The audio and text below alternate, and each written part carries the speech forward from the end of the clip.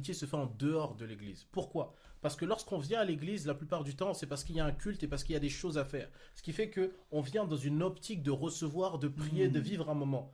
Et la plupart des personnes qui ne se rencontrent que dans ce lieu-là ne créent pas ensuite d'affinité parce qu'ils viennent pour un objectif. On peut Mais parler... c'est un rapport Voilà, d'église, en fait. c'est ça. On peut parler 10-15 minutes à la fin du culte, peut-être même un peu plus, 30-45 minutes, mais à la fin, chacun va chez soi. Mais une vraie amitié se crée en dehors de l'église. Pourquoi? Parce qu'en dehors de l'église, on n'est pas avec le filtre de on est là pour prier. Là, on est vraiment qui on est réellement. On n'a pas besoin d'avoir une image pour ne pas que l'autre nous juge ou le frère qui prie bien. On est vraiment qui nous sommes. Et c'est dans ce genre d'aspect qu'on voit vraiment qui est qui. Et quand on se dévoile réellement en sachant qui est qui, alors on peut commencer à tisser une amitié. Nous, même si on s'est rencontrés à l'église, on a passé beaucoup plus de moments en dehors de l'église, le bâtiment je parle, pas, Oui, le pas bâtiment, de, voilà, pas l'église corps de Christ, en dehors de l'église, du temps ensemble à prier, à parler de nos vocations, à rester ensemble, à avoir des projets, à parler du Seigneur, à méditer sur la parole. On l'a fait beaucoup plus en dehors de l'église que dans l'église. Et c'est ça qui nous a rapprochés. Si on se voyait qu'à l'église, on aurait été juste des chrétiens comme ça, Ouais, maintenant on s'aime bien. on aurait eu une basta. bonne relation, Voilà. une bonne affinité, mais ça n'aurait pas Exactement. été forcément plus loin. Non, c'est très important Donc, ce que tu c'est dis. en dehors de l'église que les relations commencent à se créer. On voit que quelqu'un est spirituel, pas parce qu'il vient tous les jours à l'église, mais dans sa vie en dehors de l'église. Oui, c'est vrai.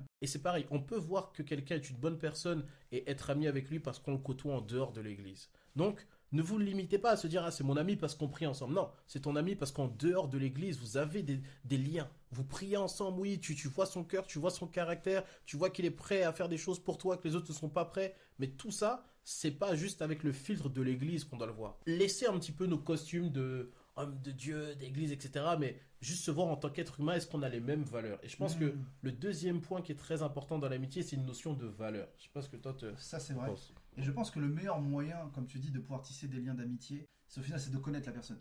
Donc on peut pas définir que j'ai un ami si la personne je la connais pas. Tout comme tu peux pas dire je suis marié si tu connais pas ta femme ou ton mari.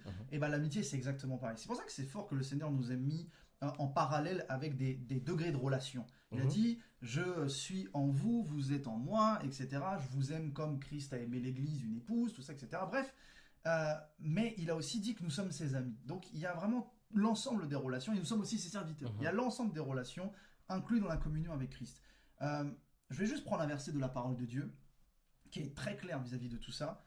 Proverbe 17, facile à retenir. L'ami aime en tout temps et dans le malheur, il se montre un frère. Ça, c'est quelque chose de vraiment très puissant. L'amitié est basée sur l'amour. Tout comme la foi est basée sur l'amour, tout comme le fait de connaître le Seigneur est basé sur l'amour, tout est basé sur l'amour. Même l'amitié, c'est un grand degré d'amour et d'affection proche avec la personne.